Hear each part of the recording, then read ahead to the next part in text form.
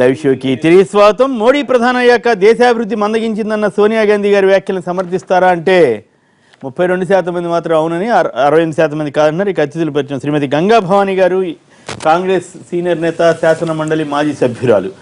అలాగే శ్రీ గోపీనాథ్ రెడ్డి గారు, retired police ఉన్నతాధికారి, ప్రముఖ విశ్లేషకులు.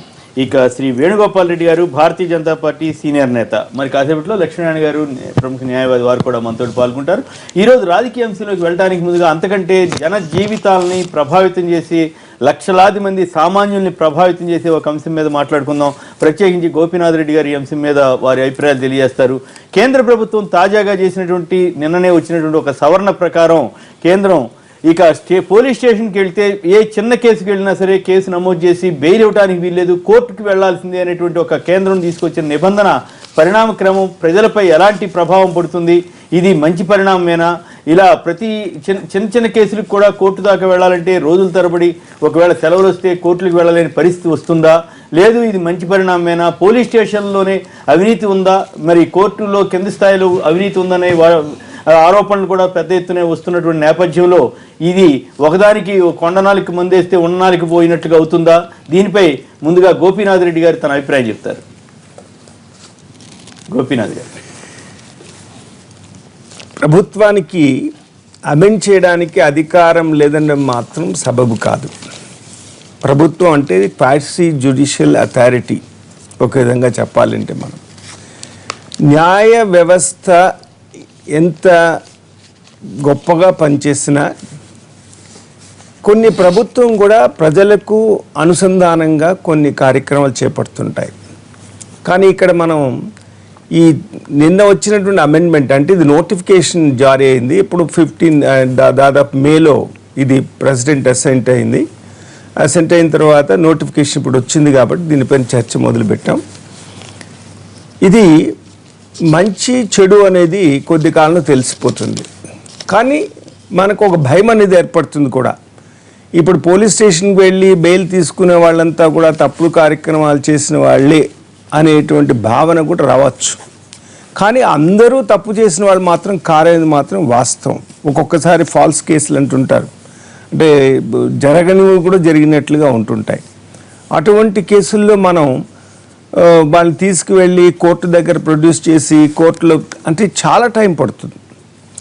ఎంత టైం పడుతుంది కూడా మనం చెప్పలేం. ఒక్కొక్కసారి వాళ్ళు అనవసరంగా జైల్లో కూర్చునేటువంటి పరిస్థితి కూడా ఏర్పడుతుంది. కాబట్టి ఇది ప్రజల సౌకర్యానికి దగ్గరగా ఉండదనేటువంటి భావన. ఇక రెండో విషయం ఏంటంటే అంటుంటారు మన వాళ్ళు చాలామంది, కోర్టులు పోలీస్ స్టేషన్లు కూడా అవినీతికి దగ్గరగానే ఉన్నాయి కదా అని. అంటే అవినీతి దగ్గరగా ఉన్నాయని మనకు తెలిసినప్పుడు పై అధికారులకు తెలిపితే తప్పకుండా చర్యలు తీసుకుంటారు. కానీ దురదృష్టం ఏంటంటే మన ప్రజలు కూడా పై అధికారులు తెలపడానికి ఇష్టపడరు. ఏదో విధంగా మనం మేనేజ్ చేసుకొని రావాలని అట్లా అన్ని మనం అనుకుంటే తప్పండి. పెద్ద పెద్ద వాళ్ళ మీద కేసులు వస్తేనేమో అవి కుట్రలవుతాయో ఇంకేమవుతాయో మామూలు వాడికి స్టేషన్ పేరుకి చిన్న కేసులో ఏదో దిక్కుమాలిన కేసులో వెళ్తాడు అనుకుందాం. వాడిని తీసుకెళ్ళి మీ జైల్లో పెట్టాలంటే, కోర్టుకు తీసుకెళ్లాలంటే అది ఎంత ఇబ్బంది. ఇప్పుడు ఇదొకటే కాదు, ఈ మధ్యకాలంలో కేంద్రం చేసినటువంటి అనేక సవరణలు. ఇప్పుడు రవాణా శాఖ చట్టం మీద ఈ మధ్య పెద్ద ఎత్తున స్ట్రైక్ కూడా జరిగింది. చిన్న తప్పు కూడా 5,000 జరిమానా, 10,000 జరిమానా. ఏంది సామాన్యుడు బతకాలా వద్దా? అంటే ఈ సామాన్యుడు బ్రతకాల వద్దా అంటే ఇది ప్రభుత్వము ఎటువంటి దృష్టితో చేసిందో కూడా మనం గమనించుకోవాలి.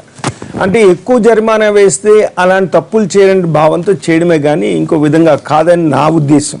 అంటే ఒక అభిప్రాయం ఉంది, ఎక్కువ జరిమానా వేస్తే సంబంధించిన శాఖలకి ఎక్కువ డిమాండ్, అవినీతిలో ఎక్కువ డిమాండ్, కేసు పెడితే నువ్వు ఎక్కువ కట్టాలయా, దీంట్లో తక్కువ ఇస్తే నాకు సరిపోతుందనే వాదన కూడా చాలా మంది చెబుతుంటారు కదా. కొన్ని అపోహలు మనం బయటపడాలండి. అపోహలు అందరూ అవినీతి పరులు అంటే మాత్రం అందరినీ మాత్రం కాదు, ఏదో కొద్దిమంది ఉండొచ్చును. కానీ దురదృష్టం ఏంటంటే మన వాళ్ళు కొద్దిమంది నిజాయితీ పరులు ఉన్న సమాజం అయిపోయింది కదా, అది కదా పరిస్థితి. కొద్దిమంది నిజాయితీ పరుల సమాజమైనా కూడా మనం వాళ్ళకి ఏం గుర్తింపిస్తున్నాం? అవినీతి లేకుండా నీతిగా బ్రతికి 10 మందికి సేవ చేసిన వాళ్ళని మనం ఎలా గుర్తిస్తున్నాం? వాళ్ళని గుర్తించడమే లేదు. ఆ గుర్తించడం అధికారం కూడా ఎవరికి ఇస్తున్నారు? అవినీతి పరులకు ఇచ్చే పరిస్థితి వచ్చేసింది. ప్రజలు ఇస్తున్నారు, ప్రజలతో పాటు ప్రభుత్వాలు కూడా ఇస్తున్నారు.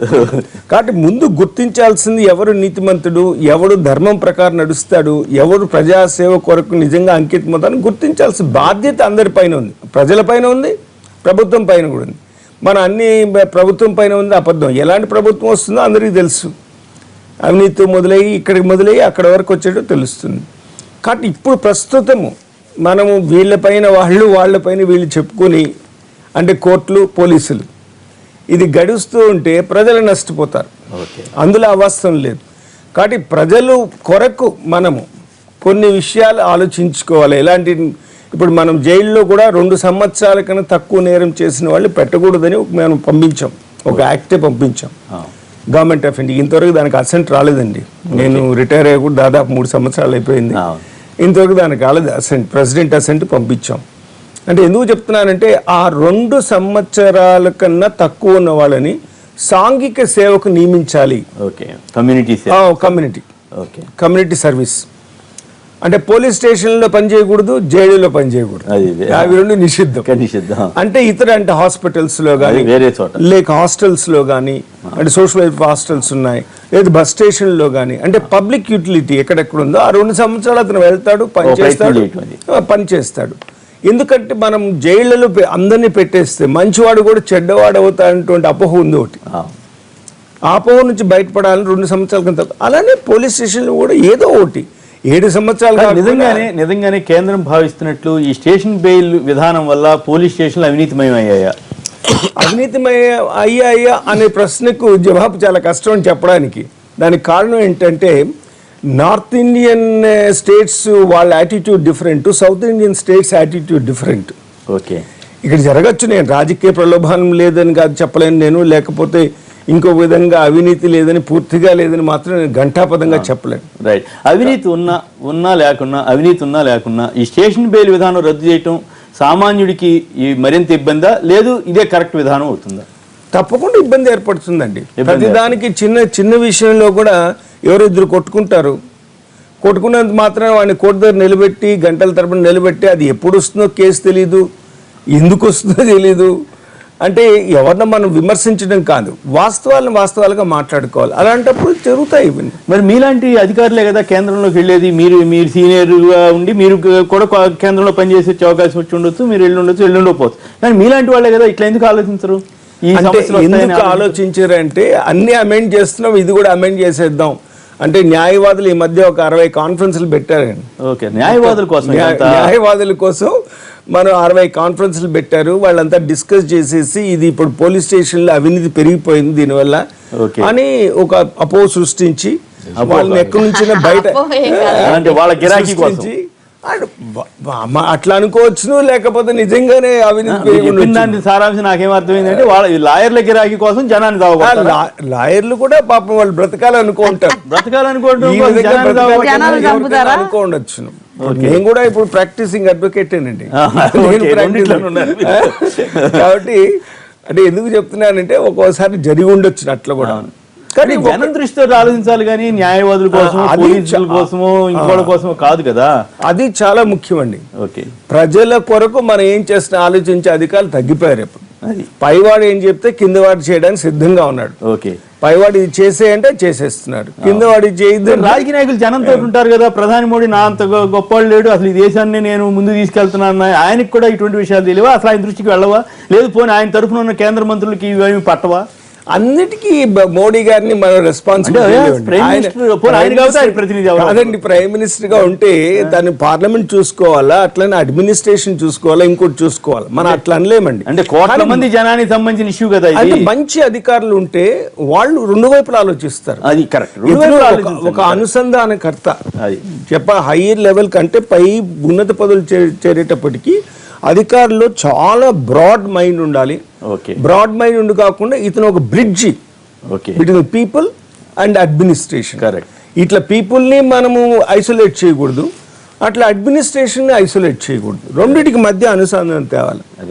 తెచ్చినప్పుడు మాత్రం మనకు అడ్మినిస్ట్రేషన్ స్మూత్గా జరుగుతుంది, పొలిటికల్ లీడర్స్ కూడా మనకి ప్రాపర్ అడ్వైజ్ ఇవ్వచ్చును. రైట్. ఇప్పుడు ఆ అడ్వైజరీ రోల్ తగ్గిపోయిందండి. రైట్, అది సమస్య. అంటే క్యారింగ్ అవుట్ అంతే, వాళ్ళు చెప్తే సరే దీనికి ఒక అమెండ్మెంట్ చేయాలో చేసేద్దాం. అంటే మీరు మామూలు భాషలో మాట్లాడారు, మామూలుగా చెప్పాలంటే భజంత్రీలు పెరిగిపోయారు అంటారు. ఇంకో భాషలో చెప్పాలంటే రంపచోడ నుంచి రమేష్ గారు లైన్లో ఉన్నారు. రమేష్ గారు నమస్కారం, మాట్లాడండి. మీరేమంటారు? మీ ఏరియాలో కాస్త ఇటువంటి సమస్యలు కూడా ఎక్కువ ఉంటాయేమో. సార్ నమస్తే అండి, కేఎస్ఆర్ గారు, అక్కడ ఉన్న పెద్దలకు నమస్కారం అండి. నమస్కారం, మాట్లాడండి. ఇప్పుడు అక్కడ గవర్నీలు మరి రిటైర్డ్ గోపీనాథ్ రెడ్డి గారు సార్ చెప్పారండి. అయితే ఇలా ఈ బెయిల్స్ స్టేషన్ పరిధిలో తీసేస్తే చాలా కష్టంగా ఉంటదండి. కారణం ఏంటంటే సార్, ప్రతి చిన్న దమ్మిడి కేసుకి కూడా కోర్టులకు వెళ్లాల్సిన పరిస్థితి అండి. అవును. ఉదాహరణకి మా ఏజెన్సీలో చూస్తే మీకు బాగా తెలుసు కొమ్మినేని గారు, చిన్న అనుమానం వచ్చినా, చిన్న చిన్న గొడవలు వచ్చినా, రకరకాల గొడవ వచ్చినా ఫస్ట్ తీసుకుపోయి ఆ స్టేషన్ లో పడేస్తారు. వాళ్ళకి కనీసం కన్సల్టెన్సీ కూడా తెలియదు ఇక్కడ గిరిజనులు. వాళ్ళు అక్కడ పోలీసులతో మాట్లాడడానికి భయపడతారు. అలాంటి కోర్టులు పోతే ఆ లాయర్లు చూసి, ఆ కోర్టులు చూసి ఇంకా పారిపోతారు. అవును.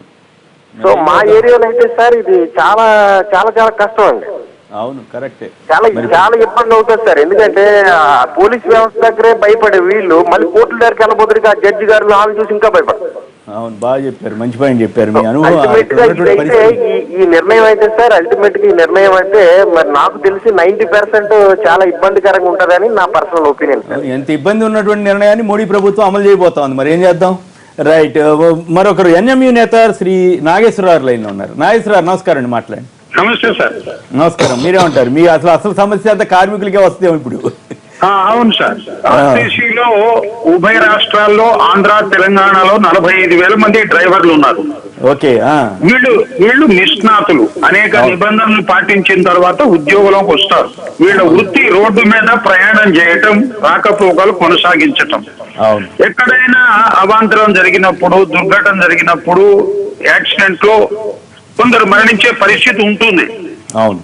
సో ఇది యాదృచ్ఛికంగా జరిగేది కాబట్టి డ్రైవర్ కి సంబంధించి అన్ని అడ్రస్లు, వివరాలు యాజమాన్యం దగ్గర ఉంటాయి కాబట్టి అతన్ని విచారణకి ఎప్పుడైనా పిలిపించవచ్చు. ఇప్పుడు ఈ పరిస్థితి ఉన్నది. ఈ పరిస్థితిని దృష్టిలో పెట్టుకుని ప్రభుత్వంతో మేము ఒప్పించి స్టేషన్ బెయిల్ అనేది తీసుకుంటాం జరిగింది. ఎందుకంటే 4-5 రోజులు హాలిడేస్ రావటం జరిగితే, దసరా హాలిడేస్, సంక్రాంతి హాలిడేస్ వస్తే 4-5 రోజులు ఇతను జైల్లో ఉండాల్సి వస్తుంది. ఇతను ప్రభుత్వ ఉద్యోగి, విచారణ జరపొద్దని కాదు. సో ఈ అంశం మీదే ఒప్పించి మేము స్టేషన్ బెయిల్ తీసుకురావడం జరిగింది. ఇప్పుడు దీన్ని రద్దు చేయటం వల్ల డ్రైవర్లు తీవ్రమైన ఇబ్బందులు గురి అవటం జరుగుతుంది. సర్వీసులు క్యాన్సిలేషన్ అయితే సమాజానికి కూడా ఉపయోగం లేదు సార్ దీనివల్ల. రైట్, బాగా చెప్పారండి. రైట్. గంగాభవాని గారు చెప్పండి, ఏమిటి పరిస్థితి మీద మీరేమంటారు? చాలా దురదృష్టం అండి మోడీ యొక్క నిరంకుశ నిర్ణయాలు ఇదొకటండి. ఇప్పుడు నేను చెప్పడం కాదు, ఒక పార్టీ పరంగా నేనేదో అనవసరంగా మోడీ గారిని విమర్శించేదాన్ని కాదు, ప్రజలకి వ్యతిరేక విధానాలండి ఇవన్నీ. ఎందుకంటే ఆయన చెప్పారు, మీరు ఇందాకే రంపచోడవరం వారు చెప్పారు, చాలా ట్రైబల్స్ పాప ఇన్నోసెంట్స్, డ్రైవర్ల పరిస్థితి ఎంత అన్యాయం అండి. ఇప్పుడు యాక్సిడెంట్ అంటేనే అనుకోకుండా జరిగేది, యాదృచ్ఛికంగా జరిగేది. దానికోసం ఇలాగా సాటర్డే వచ్చింది అనుకోండి, ఇంకా హాలిడేస్ వచ్చినాయి అనుకోండి, బెయిల్ రాదు, వాళ్ళు ఎంత ఇదైపోతారు. చాలా ఈ వ్యవస్థ అండి, ఏదన్నా ఒక నిర్ణయం తీసుకుని అమెండ్ చేస్తే ప్రజలకి అందులోనే అట్టడుగున్న వారికి సులువుగా ఉండాలి తప్ప అట్టడుగు వారిని ఏడిపించి వాళ్ళకి భారమయ్యే చట్టాలు చాలా దురదృష్టకరం అండి. ఆయన అబ్సల్యూట్ మెజారిటీ వచ్చిందని, మ్యాండేట్ వచ్చిందని అన్ని విధాలలో మోడీ గారు ప్రజా వ్యతిరేక విధానాలకే పట్టం కడుతున్నారండి. ఇది చాలా మూల్యం చెల్లించాల్సి వస్తుంది. భూసేకరణ అయితే కానీ ఏదైతే కానీ మీరు చూస్తున్నారు కదా, ప్రతిదీ పేదలకి వ్యతిరేకమైన ప్రభుత్వ విధానాలండి మోడీ గారు అయితే. ప్రజా సంక్షేమానికి వ్యతిరేకం, అట్టడుగున్న వర్ణ కార్మికులకు వ్యతిరేకం అండి, కర్షకులకు వ్యతిరేకం, అట్టడుగున్న వర్గాలకి వ్యతిరేకమైన చట్టాలు అబ్సల్యూట్ మెజారిటీ ఉందని ఇప్పుడు ప్రజలు వాళ్ళని శిక్షించుకునే పరిస్థితి వచ్చింది. ఎందుకంటే ఎందుకు వేసావరా బాబు బీజేపీకి ఓటనే పరిస్థితి వాళ్ళే మోడీ గారు చర్యల వల్ల తెచ్చుకుంటున్నారండి. ఇది నేను ఆయన విమర్శించడానికి అనట్లేదు, మీరే చూసారు అంత బాధపడుతున్నారండి, ఎంత కష్టం అండి.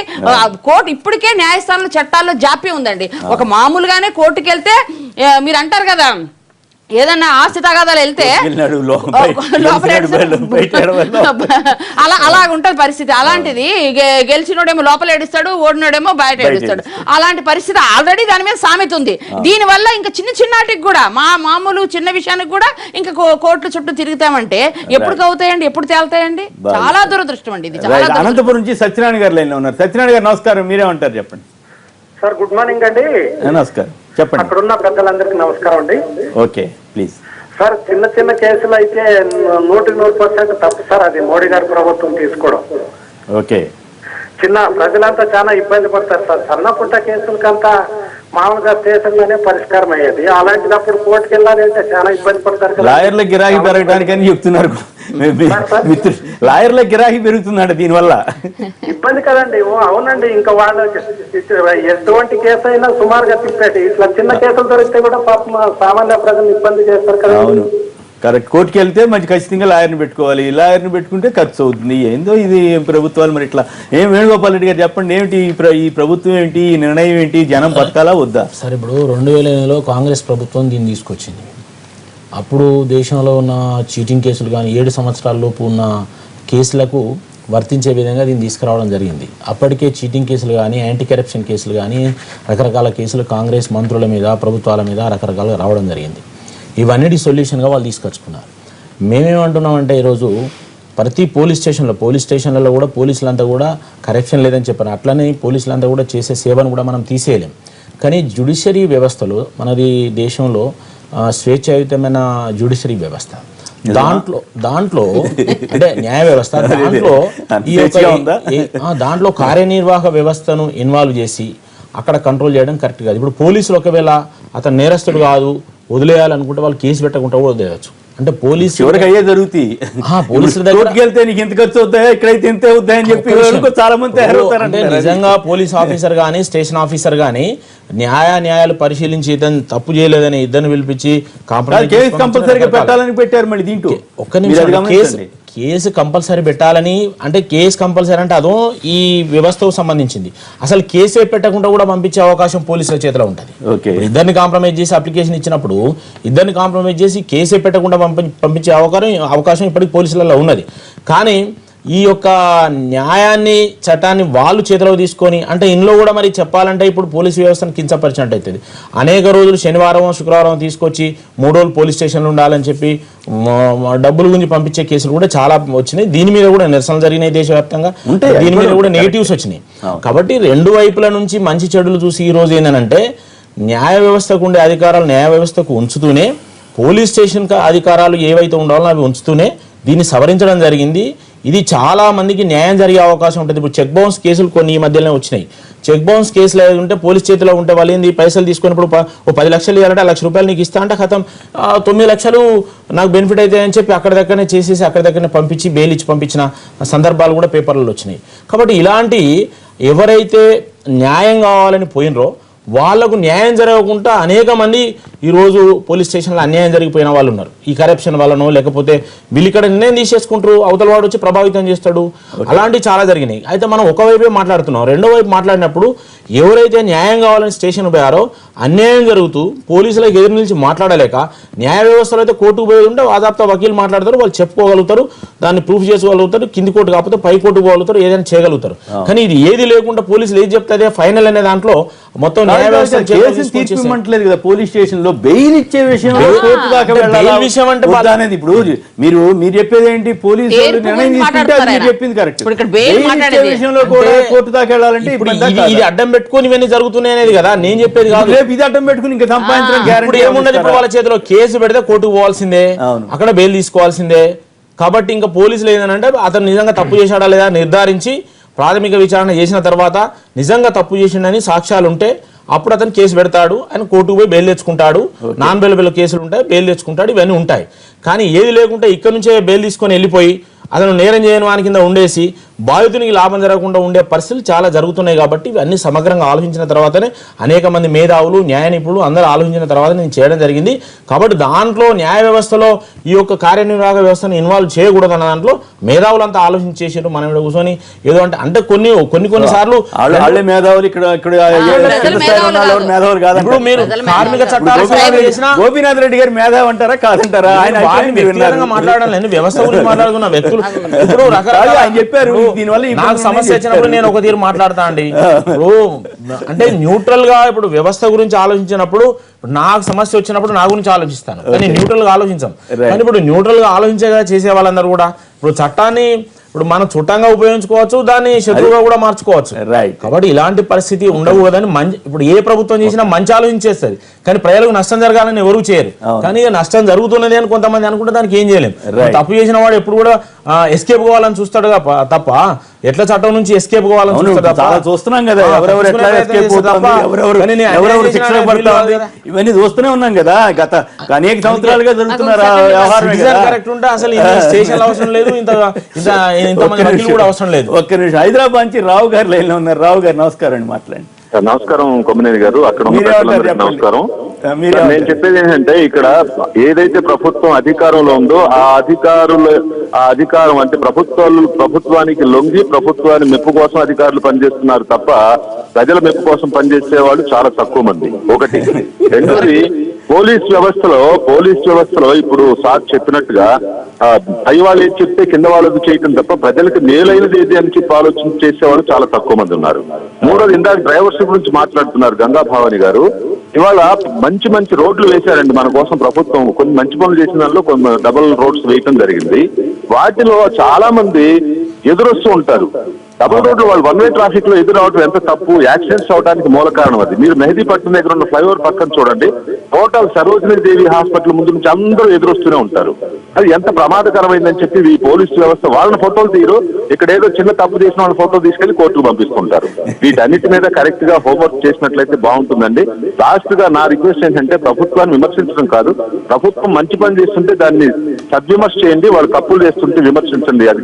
అది ఇక్కడ తెలంగాణ ప్రభుత్వం కావచ్చు, ఆంధ్ర ప్రభుత్వం కావచ్చు, లేకపోతే మోడీ గారి ప్రభుత్వం కావచ్చు, కేవలం విమర్శల కోసమే మీరు పనిచేయకండి, ప్రజల కోసం పనిచేయండి అని చెప్పి నా యొక్క నివేదన మీ అందరికి. కరెక్టే. ఇంతకీ మీరు ఫైనల్ గా మీ అభిప్రాయం ఏంటి? ఇప్పుడు స్టేషన్ బెయిల్ రద్దు చేయాలా, ఉంచాలా వద్దా?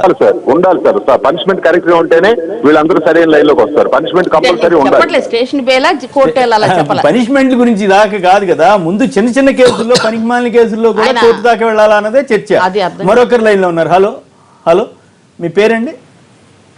సుహాష్ గారు నమస్కారం, మాట్లాడండి. ఫౌండేషన్ సిఇఓ అని మాట్లాడండి సార్ ప్లీజ్. సార్, ఇప్పుడు అక్కడున్న మన గోపీనాథ్ రెడ్డి గారు రిటైర్డ్ డీజీపీ ప్లస్ గంగాభవాని గారు ఇంకా మిగిలిన మిత్రులు కూడా ఉంటారు. ఇది సిఆర్పిసి 41 సెక్షన్ 41A సెక్షన్ సవరణ. సరే, రాష్ట్రపతి గారి నుంచి నిన్న గెజిట్ అది బయటకు వచ్చింది, బాగుంది. దీన్ని డిఫరెంట్ గా మనం దీన్ని ఆహ్వానించాలి. కారణం ఏంటంటే కానూన్ కా హాత్ లంబా అని ఒక హిందీలో ఒక నానుడు ఉంది. అది ఏంటంటే ఎక్కడ ఎవరు తప్పు చేసినా చివరికి ట్రైల్లో ఉన్నా దొరుకుతారు. ట్రైల్లో లెవెల్లో ఉన్న పోలీస్ డిపార్ట్మెంట్ డిఫరెంట్ గా సాక్ష్యాలన్నీ సేకరించి ఇవన్నీ చేస్తుంది. ఇప్పుడు ఇక్కడ రెండే విషయాలండి. ఒకటి, ఈ కేసుల్లో గోపీనాథ్ రెడ్డి గారు కూడా నాతో ఏకీభవిస్తారు. సుభాష్ చంద్రబోస్ ఆయనకు తెలుసు. గోపీనాథ్ రెడ్డి గారు కూడా ఈ వాదంతో ఏకీభవిస్తారు. ఏంటంటే ఇక్కడ రెండు విషయాలు ఉంటాయి.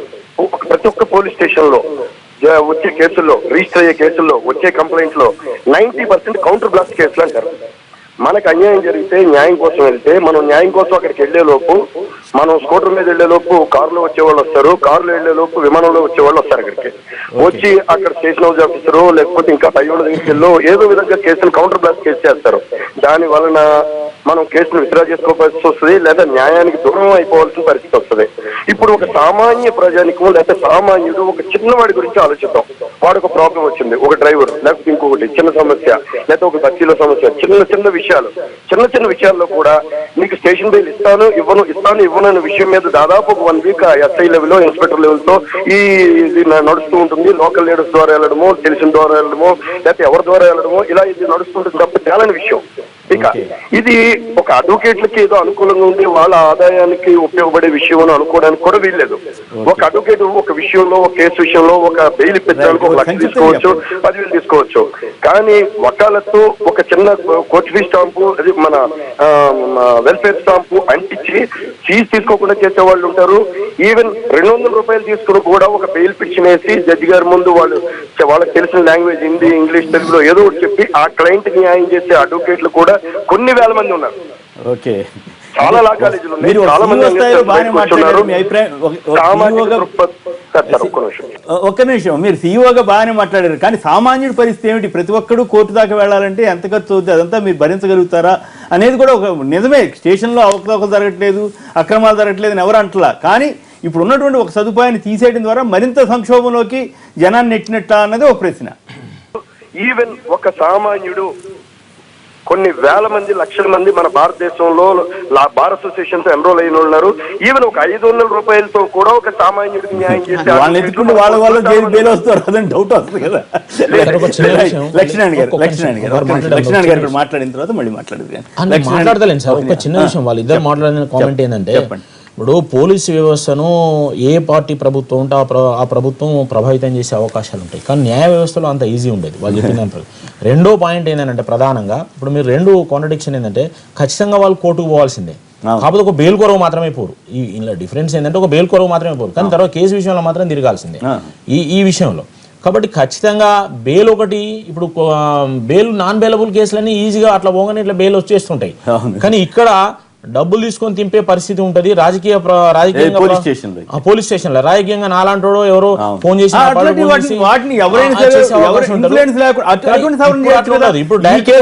ఈ కేసులో ఒక్క క్షణం కూడా ఆపడానికి వీల్లేదని సవరణ ఎందుకు తీసుకురావట్లేదు? కోర్టు దాకా చదవలేదు, ఏమొచ్చిందో బిల్లు ఏమొచ్చిందో కూడా మనం. లక్ష్మణ్ గారు కూడా మాట్లాడింది, వారు లాయర్ కదా, ఒకసారి వారు మాట్లాడిన తర్వాత లక్ష్మణ్ గారు చెప్పండి, ఒక న్యాయవాదిగా మీ వాదన ఏంటి? సార్, ఇప్పుడైతే గెజిట్ వరకే ఇచ్చిందని చెప్పి నోటిఫికేషన్ ఇచ్చిందనేది దానికి తుది రూపం అనేది రాలేదు ఒకటి. కాబట్టి ఇప్పటి వరకు ఈ రాజ్యాంగం ఏర్పడి కానించి కానీ, ఈ క్రిమినల్ సిఆర్పిసి కానీ, ఎవిడెన్స్ అట్ ఇవన్నీ ఏర్పడిన కానించి కానీ, ఇవన్నీ ఒక అనుభవం దృష్టిలో పెట్టుకొని తయారు చేసేటటువంటి దాంట్లో కొన్ని లోటుపాట్లు ఉండకుండా సవరించే అవకాశాలు ఉంటే అది ఉంటుంది. అయితే ఇప్పుడు 2009లో 41A ఒక అమెండ్మెంట్, సిఆర్పిసి అమెండ్మెంట్ ద్వారా వచ్చినటువంటి దానికి సవరణ మాత్రం ఈరోజు జరిగినట్టు మనకు తెలుస్తుంది. దాని యొక్క ఉద్దేశం ఆ రోజు ఎంత ప్రజలకి, సామాన్య ప్రజలకి చిన్న చిన్న అఫెన్సెస్ని లేకపోతే ఇక హరాస్మెంట్ చేసే అఫెన్సెస్ని దృష్టిలో పెట్టుకొని కూడా వీళ్ళు బెయిల్ పొందలేని పరిస్థితిలో కూడా అమెరికా పోవాలేరు, ఇక్కడ బిజినెస్ చేసుకోలేరు, ఇక్కడ రెప్యుటేషన్ పర్సన్స్ కూడా దెబ్బతింటారు, ఫ్యామిలీ వ్యవస్థ దెబ్బతింటారు అనే ఉద్దేశంతో ఒక పోలీస్ వాళ్ళకు కూడా దాంట్లో 41 కింద అమెండ్ చేసి సింపుల్గా నోటీస్ ఇచ్చి వాళ్ళు ఇచ్చే ఆన్సర్ మీద సాటిస్ఫై అని చెప్పేసి మీరు వాళ్ళకి బెయిల్ మీ స్టేషన్లోనే పొందుపరచవచ్చు, లేదా బెయిల్ లేకుండా పంపించినా కూడా ఇబ్బంది ఏం లేదు. 41 అంత క్లియరిటీ వచ్చింది. కాకపోతే దాన్ని బాగా మిస్యూజ్ చేసిన అనుభవం ఈ 3 సంవత్సరాల్లో మొత్తం కూడా జరిగింది. 2009 నుంచి ఇప్పుడు వరకు. మిస్యూజ్ అంటే వాళ్ళు పోలీసు వాళ్ళు దాన్ని అడ్డం పెట్టేసుకొని మేము రీజన్స్ రాస్తాం, 2 రీజన్స్ రాసేస్తాం, నేను లోపల పంపించేస్తాం, నువ్వేదన్నా చేస్తే ఏటీఎం మిషన్ లాగా ప్రజలను ఉపయోగించుకున్నటువంటి మేము పర్సనల్ ఎక్స్పీరియన్స్, ఏటీఎం మిషన్ లాగా క్లయింట్స్ ఉపయోగించుకున్నటువంటి పోలీస్ వ్యవస్థ అంత ఉంది. అంటే మెజార్టీ పీపుల్, నేను చెప్తుంది మెజార్టీ పీపుల్ అంత హెరాస్మెంట్ పెట్టి ఆ అనుభవం తోటి వాళ్ళు 41 అని అమెండ్ చేయడం అనేది జరిగింది, అంతవరకు జరిగింది. అట్లాగే ఈవెన్ రేపు అట్లా ఇక్కడ బాగా చెప్పారు, రేపు కోర్టు పంపుతావు, నీ సంగతి నీవే ఇబ్బంది పడతావు అని చెప్పి బెదిరించడం అనేది గ్యారంటీ. ఏటీఎం లాగా వాడుతున్నారంటే చాలా పెద్ద అభియోగం. ఓకే, నేను కాదన్నాను, ఎందుకంటే నాకేం పెద్ద అటువంటి వాటిలో డౌట్ లేవు. నేను అడిగేది ఏంటంటే, రేపు ఇదే అంశాన్ని మీరు చాలా మంది చెబుతుంటారు, ఎక్కువ రేటు, ఇప్పుడు లంచాలు గవర్నమెంట్ కఠినంగా ఉందనుకోండి, లంచాలు రేట్లు పెరుగుతాయంట అనేది అప్పట్లో ఒక ఇది ఉంది. అట్లాగే రేపు కోర్టుకు వెళ్ళాల్సి వస్తాయని ఇష్టం, 2 రోజులు సెలవులు వచ్చినాయి అని చెప్పి అసలు ఇంకా ఎక్కువ జరుగుతున్నాయి కదా. అది జరుగుతున్న ఉద్దేశంతో 41 అమెండ్మెంట్ వచ్చింది. అవును సార్, అంటే అది జరుగుతుందన్న ఉద్దేశంతో 2009లో 41 అమెండ్మెంట్ వచ్చింది. ప్రతి దానికి మీరు కోర్టు పంపించాల్సిన లేదు, మీరు మంచిగా దాన్ని మళ్ళీ రద్దు చేస్తున్నారు కదా. దాన్ని రద్దు చేస్తారంటే మిస్యూజ్, దాన్ని ఇంకెక్కువ ఉపయోగించుకుని మరీ అరాజ్ చేసి మిస్యూజ్ కాదా అన్నది నా ప్రశ్నకి. ఇంకా మిస్యూజ్ అవకాశం లేదు, ఎందుకంటే మాకున్న పరిస్థితులు మిస్యూజ్ అవుతుంటే దాంట్లో లెస్ లేకపోతే మోరు అనేది ఇంపార్టెంట్. ఎక్కడైనా ఇక్కడ ఏంటంటే ఏ అవస్థకి మనకు సిస్టమ్ అలవాటు పడ్డాం. ఏంటి, పోలీస్ స్టేషన్ లో పోతే మనం ఏదో ఇన్ఫ్లుయెన్స్ చేస్తే ఏదో డబ్బులు ఇస్తే అయిపోద్ది, కోర్టు పోతే కోర్టు మొహం చూపించాలి, 4 రోజులు తిరగాలి అంటే మనకంటే మన ఓన్ సిస్టమ్. ఇందాలో ఒక డ్రైవర్ గారు మాట్లాడారు, ఏమైనా అక్కడ మనిషి 4 చనిపోయినా పర్లేదు కానీ నీ ఒక 2 రోజులు శని ఆదివారం నువ్వు దానికి సంబంధించి నువ్వు చిన్న క్రైమ్ తేడా ఉంటుంది. అదే దానికి కూడా కోర్టు పోవాల్సిన అవసరం లేదు. కోర్టు మీన్స్ ఆయన హౌస్ ఆల్సో కోర్ట్. ఇమీడియట్ గా అరెస్ట్ చేసి 24 hours లో పెట్టినప్పుడు ఆయన అక్కడే బెయిల్ ఇవ్వచ్చు. ఓకే, కోర్టు 2 రోజులు శని ఆదివారం కావాల్సిన పని లేదు. చట్టం అన్నిటికీ కూడా ఆలోచించి అన్ని పెట్టిందండి. ఈవెన్ ఈ రోజు అరెస్ట్ చేసిన 24 hours లో కోర్టులో పెట్టాలి. కోర్టు మీన్స్ ఆయన house also court, magistrate house also court, అక్కడే బెయిల్ ఇస్తారు. దానికేమి non bailable offence, bailable offence already సిఆర్పిసిలో పొందుపరచబడ్డాయి. దాన్ని అమెండ్మెంట్ అయితే చేయలేదు కదా. Bailable offence or small offences means bailable offence జరుగుతాయా మామూలు ఎవరో సల్మాన్ ఖాన్ ఆయనకి అయితే టకటక గంటల్లో వచ్చేసింది. మాబోటాళ్ళు ఎవరన్నా చిన్న చిన్న కేసులు ఇరుక్కుంటే రోజుల తరబడి జైల్లో ఉండమంటే ఎంత ధర్మం అది? సల్మాన్ ఖాన్ కేసు, ఇంకో కేసు అనే దాంట్లో కోర్టు దృష్టిలో చట్టంలో ఏ విధంగా బెయిలబుల్ నాన్ బెయిలబుల్ అనే దాని మీద పొందుపరిచిన దాంట్లో మాత్రమే ఇష్టపడుతుంది. నేను ఈ మధ్య కొన్ని కేసులు చూశానండి. నేను ఊరికే నేనే లా గ్రాడ్యుయేట్ కాదు. చట్టంతో సంబంధం లేకుండా కొందరికి బెయిల్ ఇస్తారు, చట్టంతో సంబంధం లేకుండా కొందరికి బెయిల్ ఇవ్వమంటున్నారు. మా బోటాళ్ళకి అర్థం అట్లా ఒక ఆయనకి ఎందుకు బెయిల్ వచ్చింది, ఒక ఆయనకి ఎందుకు బెయిల్ రాలేదు, ఒక ఆయన ఎందుకు కేసులో పెట్టారు, ఒక ఆయన అసలు కేసులో ఎందుకు పెట్టట్లేదు అనేది మాకు అర్థమే కాదు. మామూలాడికి చాలా సామాన్యుడు నేను. ఇదేంది, ఇదే ఒకళ్ళకి అన్యాయం ఒకళ్ళకి న్యాయమా? మరి ఈయనకి న్యాయం అయితే ఆయనకి కూడా న్యాయం అవ్వాలి కదా అనేటి ప్రశ్నలకి నేను పెద్ద పెద్ద జడ్జిలు కూడా అడిగితే నవ్వారు. ఒక ఉదాహరణ ఒకటి చెబుతాను, చాలా ఇంట్రెస్టింగ్ కేసు అనమాట. ఒక ఆయన ఒక బ్యాంకు సమావేశంలో ఒక జడ్జి గారు, రిటైర్డ్ జడ్జి గారు కలిసి రుణమాఫీ వాటి మీద చాలా తీవ్రంగా మాట్లాడారు. ఇటు వల్ల చాలా నష్టం జరుగుతుంది. నేను నవ్వుతా అడిగా, మరి ఇంత చెబుతున్నారు సార్, మీరు రుణమాఫీ మీద దావా వేస్తే అసలు తీసుకొని పొమ్మన్నారు కదా కోర్టులో అన్న. అది వేరు ఇది వేరండి అన్నారు. సో అంటే మనుషులు, ఒక వ్యక్తి బయట ఉంటే ఒక రకంగా అక్కడ ఉంటే ఒక రకంగా ఉండే పరిస్థితి ఎందుకు వస్తాం? మీరు దాంట్లో బెనిఫిషియరీ ఒక పాలసీ ద్వారా బెనిఫిట్ పొందేదానికి అఫెన్సెస్ కమిటీ కావండి. ఒక మనిషి సమాజంలో ఉండాలి, చేయకూడని పని తప్పు చేసినా, చేయాల్సిన పని చేయకూడనా సరే అప్పుడు అఫెన్సెస్ కింద దాని గురించి మనం మాట్లాడాలి. దాని గురించి మాట్లాడేటప్పుడు ఏదైతే ఇప్పుడు అమెండ్మెంట్ వచ్చి పూర్తి స్థాయిలో మనం చూడలేదు, దాంట్లో సవరణ చేసుకోవచ్చు. ఈ రోజు సుప్రీంకోర్టులు ఎన్నిటువంటి పెద్ద పెద్ద కేసుల్లో కూడా, ఎక్సెప్ట్ మర్డర్ కేసెస్ లో కూడా, ఫోర్జరీ కేసుల్లో కూడా ఇద్దరు సమాజానికి ఉపయోగపడతారు. ఇక జరగబో ఇలాంటి అన్నప్పుడు కూడా రెండింటిని పిలిచి కోర్టులో రాజీ పెట్టేటువంటి పరిస్థితి కూడా ఏర్పడింది. ఎందుకంటే ఏది జరిగినా సరే తుదిగా సొసైటీ కరెక్ట్ ట్రాక్ లో ఉండాలనే ఉద్దేశంతో పెట్టుబడి జరిగింది అనమాట. గోపీనాథ్ గారు, ఇది మనం జలుబు చేసిందని ముక్కు కోసేస్తామండి. ముక్కు కొయ్యం కదా, ముక్కుకు ఏదో విధంగా దాని జాగ్రత్త కాపాడుకొని. సో ఇప్పుడు ఇది ముక్కోసే నిబంధన, ముక్కోసే నిబంధనే కదా. ఇప్పుడు అవినీతి పెరిగిపోయింది అని అంటున్నారు, వాళ్ళేమో వీళ్ళ పైన అంటున్నారు, వీళ్ళు వాళ్ళ పైన అంటున్నారు. చివరికి ఎవరు అవినీతి అనేది ప్రశ్న వేసుకోవాలి. ఇక్కడ ప్రశ్న వేసుకోవాలి. ఇప్పుడు కోర్టులో 10%, పోలీసు 90%. మీరేమంటారు? కోర్టులు over burden with too much of work. కాదు కదా, కరప్షన్ గురించి టూ మచ్ ఆఫ్ వర్క్. కాబట్టి ఏమిటి, మనము కొంచెం రెడ్యూస్ చేసుకోవడానికి పని. ఇప్పుడు జైళ్ళు 16,000 మంది ఉండొచ్చునండి మన ఆంధ్రప్రదేశ్ తెలంగాణలో కలిపి. మన కెపాసిటీ అంతే. రేపు పొద్దున వాళ్ళందరూ లోపల పంపిస్తే అక్కడ స్థలం ఉండదు. నేను డీజీ ప్రిజన్స్ చేశాను, పోలీస్ ఆఫీసర్ చేశాను కాబట్టి నాకు తెలుసు పరిస్థితి. కుక్కినా కూడా మనకు కష్టం అండి. భోజనం పెట్టాలి కదా, ప్రభుత్వానికి ఎంత ఖర్చు అవుతుంది.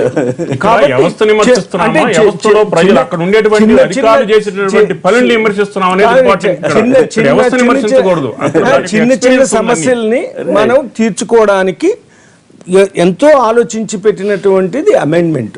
అప్పుడు అట్లని మన పోలీసులంతా అవినీతి పరులు అనుకోవడం అధర్మం. అలానే కోర్టుల్లో కూడా అందరూ అవినీతి పరులని అనకూడదు. అక్కడున్న సమస్యలు అక్కడ ఉన్నాయి, ఇక్కడున్న సమస్యలు ఇక్కడ ఉన్నాయి. సమస్యలు ఉన్నాయని దీని మధ్య మార్గంగా ఇది చేస్తున్నాం అంటే మాత్రం తప్పు. ముఖ్యంగా అవినీతి ఎవరైతే చేస్తారో వాళ్ళకి అవకాశం లేనప్పుడు అవినీతి చేయరు కదా. జాన్ గారు హైదరాబాద్ నుంచి లైన్ లో ఉన్నారు చాలాసేపు నుంచి. జాన్ గారు నమస్కారం. నమస్కారం సార్. చిన్న విషయం సార్, సెక్షన్ 41A లో notice of appearance before police officer అనే ఉంది. ఇప్పుడు కేంద్ర ప్రభుత్వం చేసిన ఈ అమెండ్మెంట్ ఏదైతే ఉందో ఇది వాస్తవం సార్, అది అవసరం కూడా ఇప్పుడున్న పరిస్థితిలో. పోలీసు మన దేశంలో ఎక్కడ కూడా నిష్పాక్షికంగా లేదు సార్. పోలీసు వన్ సైడే ఉంది. టోటల్ గా గోపినాథ్ రెడ్డి గారికి కూడా తెలుసు. ఆయన ఏమన్నారంటే ఇంతవరకు పై అధికారులు కంప్లైంట్ చేస్తూ కింద అధికారులు తప్పు చేస్తున్నారు. పై అధికారులందరూ కింద అధికారులను కాపాడడానికే ఉంటారు కానీ వాడు ప్రజల వైపు ఉండే పరిస్థితి లేదు సార్. ఇక్కడ ఈవెన్ ఒక కంప్లైంట్ ఇస్తే కూడా పోలీసులకు 3 సైడ్స్ ఆదాయాలు సార్. ఒకటి కంప్లైంట్ కార్డు తీసుకుంటున్నారు, కార్డు తీసుకుంటున్నారు, మళ్ళీ వాళ్ళ జీతాలు వాళ్ళకు వస్తున్నాయి. అసలు పోలీసు ఎక్కడైనా సరే ఈవెన్ ఒక ఎఫ్ఐఆర్ కాపీ తీసుకోవడానికి కూడా కంప్లైంట్ ఎంత బాధితుడైనప్పుడు కూడా కంప్లైంట్ దగ్గర డబ్బులు తీసుకోకుండా ఎఫ్ఐఆర్ ఇస్తున్నారేమో అడగండి. రైట్, అడుగుదాం సార్, అడుగుదాం.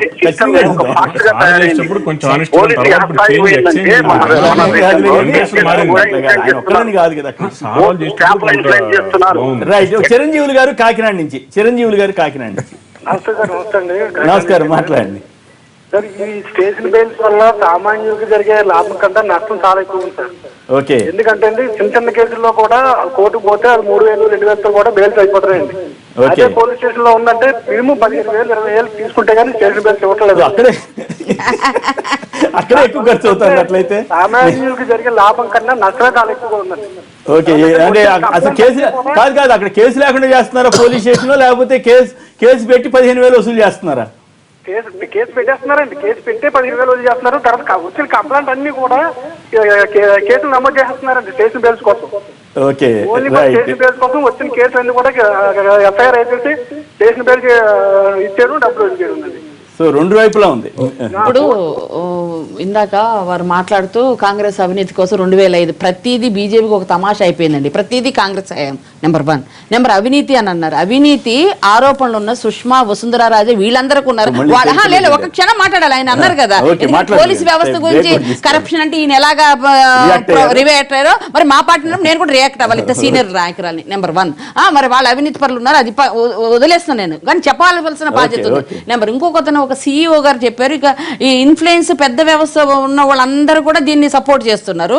కానీ దేశంలో 125 కోట్ల జనాభాలో దాదాపు 100 కోట్లు సామాన్యులే ఉంటారండి.